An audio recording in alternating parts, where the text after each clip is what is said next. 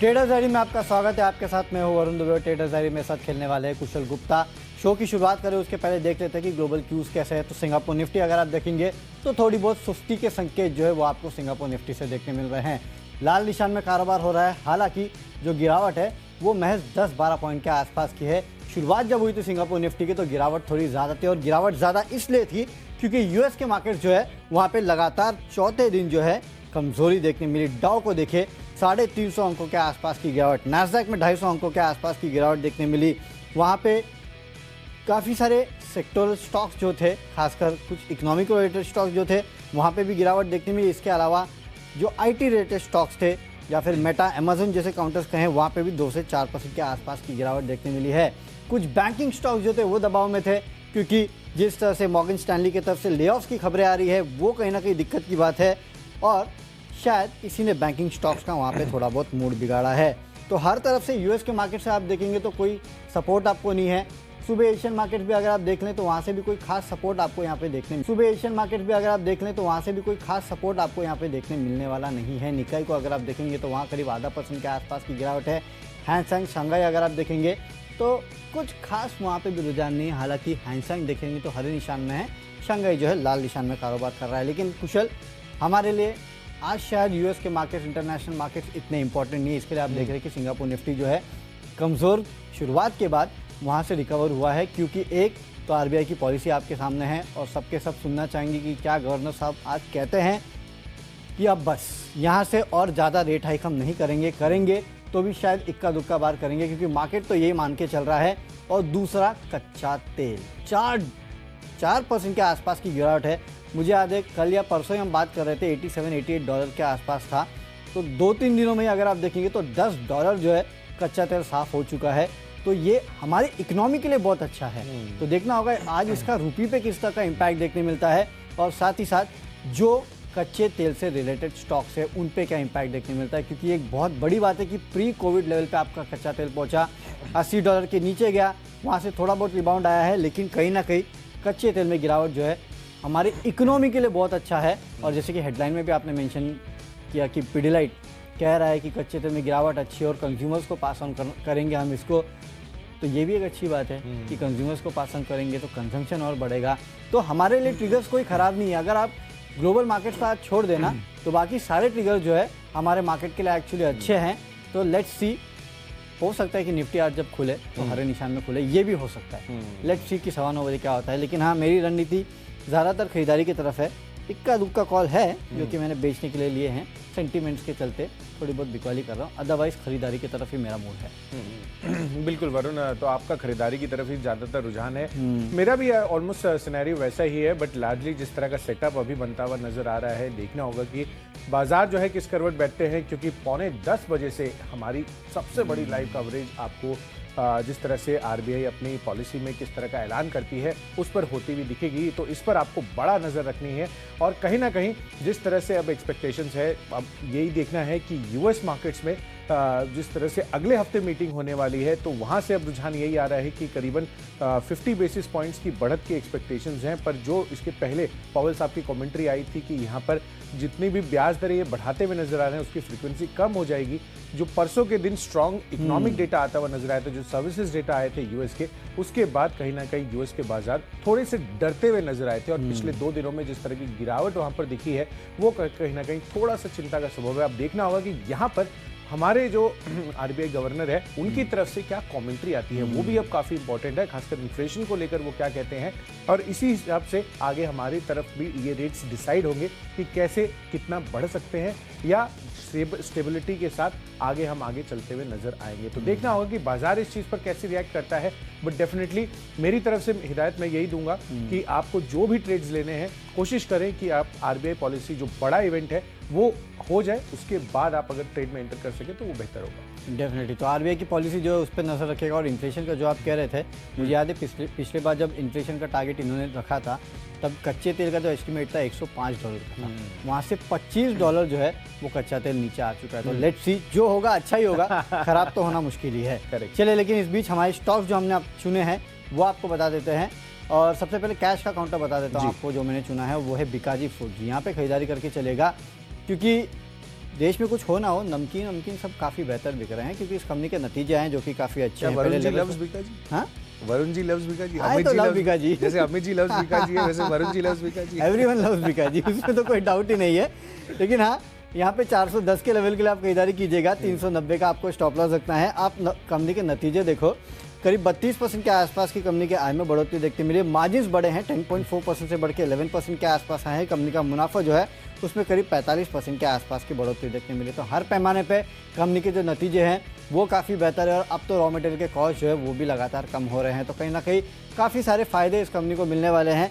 इसके चलते आज इंट्राडे में आप खरीदारी कर सकते हैं। 410 के लेवल के लिए 390 का रखिएगा स्टॉप लॉस। कुशल बताइए आपका कैश का काउंटर। बिल्कुल, तो कैश स्पेस में बीकाजी फूड्स वरुण की तरफ से आता हुआ दिख रहा है और मैंने स्टॉक चुना है हिंदुस्तान जिंक का। इनफैक्ट यहाँ पर एक नोटिफिकेशन जारी किया गया है सरकार की तरफ से और इसमें कैपिटल मार्केट रेगुलेटर्स से भी जो है वो जो सेंट्रल गवर्नमेंट की डिसइन्वेस्टमेंट्स आगे कंपनियों में ये करने वाले हैं उसको लेकर कुछ रूल्स रिलैक्स कर सकती है, ऐसी रिपोर्ट्स आ रही हैं। तो डेफिनेटली इस वजह से जितनी भी डिसइन्वेस्टमेंट से जुड़ी हुई कंपनियां हैं सरकार जिसमें फोकस कर रही है वो आज के सत्र में हो सकता है कि यहाँ पर एक्शन दिखाती हुई नजर आए और इसी वजह से मैंने स्टॉक चुना है हिंदुस्तान जिंक का, जहाँ पर आपको फोकस रखना है। 315 रुपये के आसपास की प्राइसिंग है, 324 रुपये के लक्ष्य के लिए यहाँ पर खरीदारी कीजिए, 308 रुपये आपको स्टॉप लॉस बनाना है।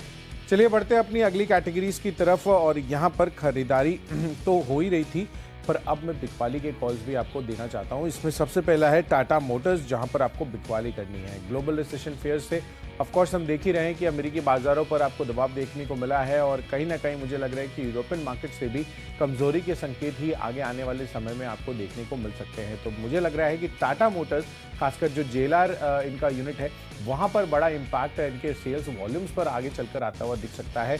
और जिस तरह का सेंटीमेंट बना हुआ है, ग्लोबल मार्केट्स जब भी कमजोरी दिखाते हैं ये स्टॉक एक ऐसा है जो लुढ़कता हुआ दिखता है अनटिल अनलेस अगर इसमें कोई बहुत बड़ी पॉजिटिव न्यूज़ नहीं आ जाए तो। बट डेफिनेटली जिस तरह के अभी संकेत हैं, एडीआर भी करीबन 1.5% लुढ़कता हुआ नजर आया था।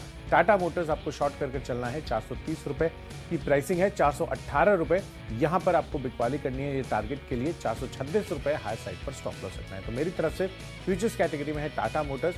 वरुण, आप क्या ले रहे हैं? मेरा भी एक बिकवाली का कॉल है और वो है ONGC। यहाँ पे बिकवाली करके चलेगा 138 के लेवल्स के लिए, 145.5 के आसपास आपको स्टॉप लॉस रखना है। कच्चे तेल में जो गिरावट आई है $80 के नीचे जो पहुंचा है उसका इम्पैक्ट आज आपको देखने मिलेगा। हालांकि इम्पैक्ट सेंटिमेंटल है क्योंकि देखिए कच्चा तेल अगर लगातार गिरता है तो इन कंपनीज को जो विंडफॉल गेन टैक्स लगाया गया है वो भी हटेगा। तो जाहिर सी बात है एक तरफ अच्छी खबर भी है लेकिन एक तरफ बुरी खबर भी है कि अगर कच्चा तेल गिरता है तो जाहिर सी बात है इन कंपनीज को जो GRM से उस पर इम्पैक्ट होगा।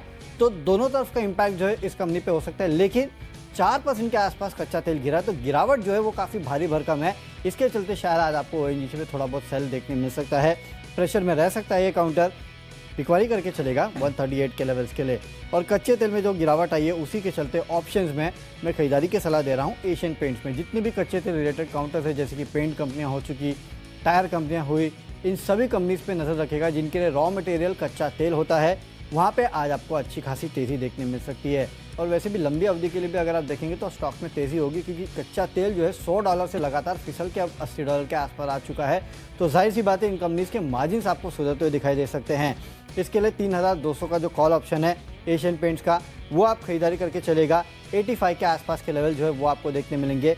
60 रुपये के आसपास का आपको इस ऑप्शन में जो है वो स्टॉप लॉस भी रखना है। तो एशियन पेंट्स मेरे तरफ से ऑप्शंस का कॉल है जहाँ पे आपको करनी है खरीदारी कच्चे तेल में गिरावट के चलते। चलिए, डेफिनेटली कच्चे तेल में गिरावट का जो फायदा है वो तमाम पेंट कंपनियों को भी मिलता हुआ नजर आएगा और साथ ही टायर स्टॉक्स पर भी आपको फोकस रखना चाहिए। पर चलिए, मेरी तरफ से ऑप्शन कैटेगरी में अभी बिकवाली का जो रुझान है वो जारी है। उसमें विप्रो, इसका जो पुट ऑप्शन है वो आपको खरीद कर चलना है। वरुण, आप IT स्टॉक्स की बात कर ही रहे थे कि यूएस में किस तरह की गिरावट आती हुई दिखी थी। इनफैक्ट नैस्डैक भी 2% तक लुढ़कता हुआ नजर आया था और इसका नेगेटिव इम्पैक्ट आप हमने कल भी देखा और आज भी मुझे लग रहा है कि यहाँ पर दबाव देखने को मिल सकता है। ऑलमोस्ट 2.5% तक की गिरावट इसके ADR में ओवरनाइट आपको आती हुई नजर आई है। तो इस वजह से मुझे लग रहा है कि विप्रो पर आज आपको दबाव फिर से देखने को मिल सकता है। तो 410 रुपये का पुट ऑप्शन 7.5 रुपये की प्राइसिंग के साथ है। खरीदारी कर चलिए, 15 रुपये के लक्ष्य के लिए ऑलमोस्ट डबल हो सकता है 4.5 रुपये के स्टॉप लॉस के साथ। तो चलिए, पहली 3 कैटेगरीज तो हमने आपके साथ शेयर कर दी है पर आगे आने वाली है टेक्नो और साथ ही फंडा पे। चलते अगली कैटेगरी जो कि टेक्निकल कैटेगरी, कुशल बताइए। बिल्कुल वरुण, तो आपने एशियन पेंट्स ऑप्शंस कैटेगरी में दिया था और मेरी तरफ से है टेक्नोपिक में सेम पेंट्स रिलेटेड स्टॉक और उसमें हाई बीटा काउंटर है बर्जर पेंट्स का, जहां पर अच्छी खरीदारी के मौके बन सकते हैं। ऑब्वियसली कच्चे तेल में जिस तरह की गिरावट हुई है, इनफैक्ट जनवरी 2022 के बाद पहली बार हम देख रहे हैं कि $80 के नीचे कच्चा तेल लुढ़कता हुआ नजर आए, तो इसका सीधा सीधा फायदा आपको इन सभी कंपनियों को मिलता हुआ नजर आएगा। इनफैक्ट हम हेडलाइंस में भी बता रहे थे कि पिडिलाइट जो है तैयारी भी कर रहा है कि किस तरह से यहाँ पर अपनी प्रोडक्ट्स की प्राइसेस कम कर सकें, सो दैट कच्चे तेल में जो फायदा मिलता हुआ नजर आए, कच्चे तेल की कीमतों में गिरावट का, वो कंज्यूमर्स तक पहुँच सके। तो डेफिनेटली इस पर बर्जर पेंट्स इनको काफ़ी ज़्यादा पॉजिटिव इम्पैक्ट आता हुआ दिखेगा और बड़ा जो रेशियो है इनके ओवरऑल कॉस्ट स्ट्रक्चर का, वो बर्जर पेंट्स में कोई भी इनके प्रोडक्ट्स में वो हिस्सेदारी रखते हैं। तो डेफिनेटली इनके लिए ऑपरेशनल कॉस्ट काफ़ी कम होता हुआ दिखेगा। तो डेफिनेटली यहाँ पर खरीदारी कर चलिए। 618 रुपये के आसपास की प्राइसिंग है। 640 रुपये के लक्ष्य के लिए बर्जर पेंट्स खरीदारी कीजिए। 615 रुपये आपको स्टॉप लॉस आता हुआ दिख सकता है। तो मेरी तरफ से है टेक्नोपिक बर्जर पेंट्स। वरुण, आप क्या ले रहे हैं? बिकवाली का कॉल और बायोकॉन में यहाँ पे आपको बिकवाली करके चलना है। 268 के लेवल के लिए 279 का स्टॉप लॉस रखेगा। लगातार हम देख रहे हैं कि पिछले कुछ दिनों से इस काउंटर में गिरावट देखने मिले। चार्ट्स जो है इस कंपनी के काफ़ी कमज़ोर है और इसके पहले भी याद होगा आपको, हमने तो लगातार बिकवाली की सलाह दी थी और 262 के आसपास का इस काउंटर ने लो बनाया था। मेरे ख्याल से फिर से ये काउंटर जो है उस लो की तरफ जा रहा है। चार्टिकली काफ़ी वीक है। यहाँ पे आप बिकवाली करके चल सकते हैं। 268 के लेवल के लिए 279 का रखिएगा स्टॉप लॉस। अब चलते हैं अगली कैटेगरी जो कि फंडामेंटल कैटेगरी। फंडामेंटली मुझे पसंद है अपोलो टायर्स। यहाँ पे आप खरीदारी करके चल सकते हैं। 330 के लक्ष्य के लिए 313 का आपको स्टॉप लॉस भी रखना है। वैसे भी टायर काउंटर जो है वो काफ़ी लाइमलाइट में थे और अब तो कच्चा तेल जो है इन कंपनीज के लिए एक फ़ायदेमंद है, क्योंकि $80 के नीचे आ चुका है। इन कंपनीज के ओवरऑल रॉ मटेरियल कॉस्ट में काफ़ी बड़ा जो हिस्सा है वो कच्चे तेल का भी होता है। इसके लिए तमाम टायर स्टॉक जो है वहाँ पे आप नज़र रखिएगा। हरकत आपको देखने मिल सकती है। अपोलो टायर्स ये मुझे पसंद है। 330 के लेवल के लिए खरीदारी कीजिएगा। 313 का रखना है स्टॉप लॉस। चलिए, डेफिनेटली कच्चे तेल में जो बड़ा फायदा है आज काफ़ी सारे सेक्टर्स में रिफ्लेक्ट होता हुआ नजर आएगा और इसी वजह से पंडा पिक के लिहाज से भी अपोलो टायर्स वरुण को पसंद आ रहा है। चलिए, मेरी तरफ से है टाइटन। तमाम इंटरव्यूज़ जो पिछले कुछ दिनों से हमने किए हैं उसमें फेस्टिव डिमांड तो पहले थी ही, पर अब साथ साथ जो शादी का सीज़न चल रहा है यहाँ पर ज्वेलरी की जो डिमांड है वो काफ़ी ज़्यादा इंटैक्ट है और लगातार इसमें हमें बढ़त होती हुई दिख रही है। तो डेफिनेटली इसका जो Q3 नंबर्स आने वाले हैं टाइटन के, मुझे लग रहा है कि काफ़ी शानदार रह सकते हैं और इसी वजह से इसको एज अ फंडा पिक मेरी तरफ से रिकमेंडेशन है। अगले एक साल के लिए आप 3000 रुपये के कंजर्वेटिव बेसिस पर तो टारगेट्स बनाकर चल ही सकते हैं। तो टाइटन एज अ फंडा पिक यहाँ पर खरीदारी कर चलिए। चलिए, अब बढ़ते हैं अपनी अगली कैटेगरी जो है निवेश की और इन्वेस्टमेंट पिक। मैंने स्टॉक चुना है आज के लिए यहाँ पर, जो आपको नज़र रखना है वो है डाबर पर। डाबर पर इसलिए भी क्योंकि बहुत ही इंटरेस्टिंग ब्रोकरेज रिपोर्ट्स आती हुई दिख रही है। यहाँ पर मॉर्गन स्टैनली की राय आती हुई दिख रही है। अपग्रेड किया इन्होंने रेटिंग को भी और साथ ही टारगेट्स को भी। रेटिंग इक्वल वेट से बढ़ाकर ओवर वेट कर दी है और टारगेट्स 578 रुपये के पहले दे रहे थे, अब 660 रुपये के टारगेट्स दे रहे हैं। तो मौजूदा भाव से 10% तक के अपसाइड ये एक्सपेक्ट कर रहे हैं, in fact more than that slightly. और इसी वजह से मुझे लग रहा है कि यहाँ पर अच्छी तेज़ी बन सकती है। पर अगले 12 महीनों के लिए अगर आपको टारगेट्स देखने हैं तो मुझे लग रहा है कि थोड़ा सा और बुलिश आप टावर पर रह सकते हैं। 700 रुपये के टारगेट मेरी तरफ से है या एज एन इन्वेस्टमेंट एक positive brokerage reports Morgan Stanley की तरफ से। चलिए, मेरे तरफ से निवेश का स्टॉक है गोदरेज प्रॉपर्टीज। यहाँ पे आप खरीदारी करके चलेगा। 1800 के आसपास के लेवल जो है 6 से 8 महीने में आपको देखने मिल सकते हैं। देखिए, रेट हाइक साइकिल जो है अब वो टॉप आउट हो रहा है। यहाँ से ज़्यादा बढ़ोतरी का अनुमान तो नहीं है, तो कहीं ना कहीं अगर बढ़ोतरी नहीं होगी कटौती भी नहीं होगी, लेकिन हाँ स्टेबिलिटी आ जाएगी, इतना पक्का है। और जितने भी रेट सेंसिटिव सेक्टर्स है उनके लिए सबसे अच्छी बात है एक स्टेबिलिटी आ जाएगी रेट साइकिल में, यानी कि यहाँ से कोई ज़्यादा बढ़ोतरी का अनुमान नहीं है। तो उसके चलते आप देखेंगे तो ये पूरा का पूरा सेक्टर जो है रियल एस्टेट का, वहाँ पे आपको रिवाइवल देखने मिल सकता है। वैसे भी देखिए, ये एक सेक्टर जो है वो एम्प्लॉयमेंट जनरेटिंग सेक्टर है। इंफ्रा सेक्टर हो या रियल एस्टेट सेक्टर हो, तो कहीं ना कहीं इस पूरे सेक्टर की डिमांड जो है वो वैसे भी हमेशा अच्छी रहती है। फंडामेंटल्स अच्छे हैं, ग्रुप काफ़ी अच्छा है और सबसे अच्छी बात तो है कि 2200-2300 के लेवल से अब गिर के करीब 1200-1300 के आसपास एक काउंटर्स जो है, जितने भी रियल एस्टेट काउंटर्स है उनमें अच्छी खासी पिटाई आपको देखने मिली है।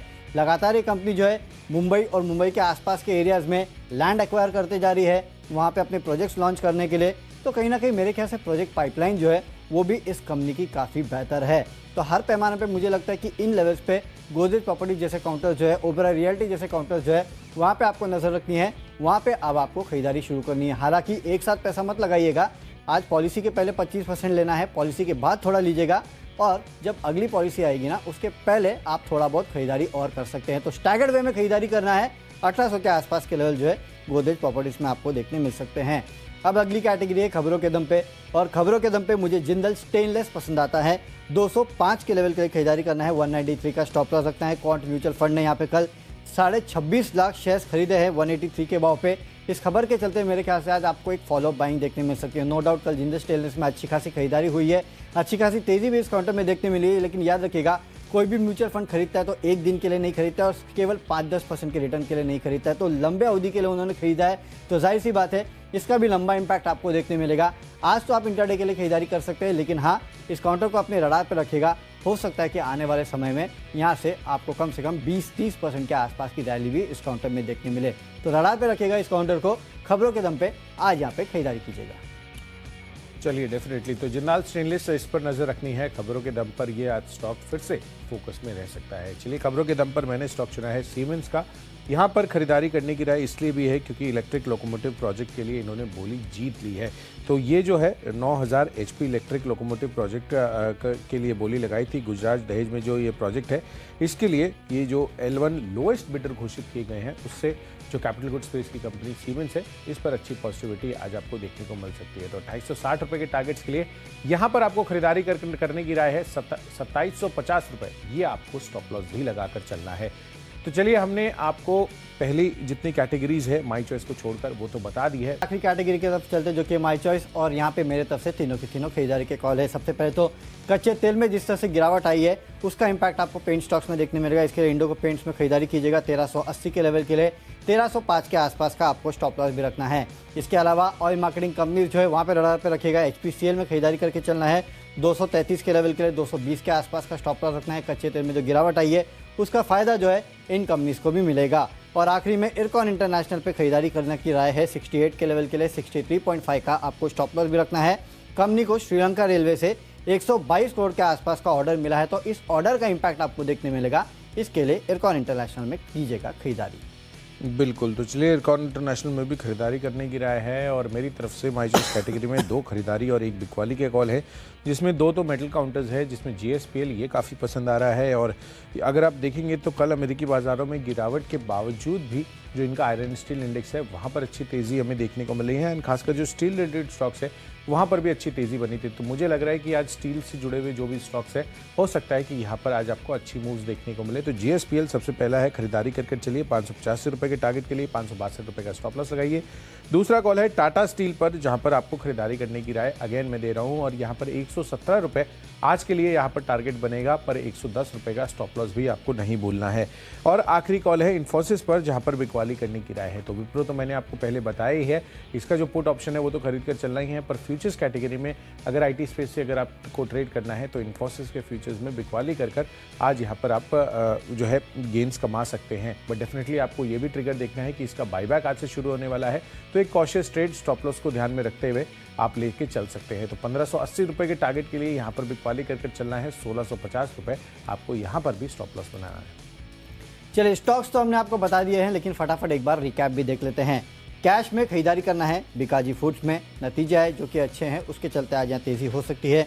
फ्यूचर्स में ONGC में बिकवाली करना है। कच्चे तेल में जो गिरावट आई उसका फायदा मिल सकता है। ऑप्शंस में एशियन पेंट्स का 3200 का कॉल ऑप्शन खरीदना है। टेक्निकली बायोकॉन कमज़ोर लगता है, यहाँ पे बिकवाली कीजिएगा। फंडामेंटली अपोलो टायर्स अच्छा लगता है। निवेश करना है गोदरेज प्रॉपर्टीज़ में।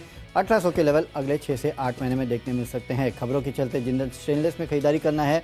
माई चॉइस में इंडिगो पेंट्स, HPCL और इरकॉन इंटरनेशनल में आपको करनी है खरीदारी। और आज का मेरा बेस्ट पिक है एशियन पेंट्स। कच्चे तेल में जिस तरह से गिरावट आई है उसका बहुत बड़ा इंपैक्ट जो है आपको पेंट काउंटर्स में देखने मिल सकता है।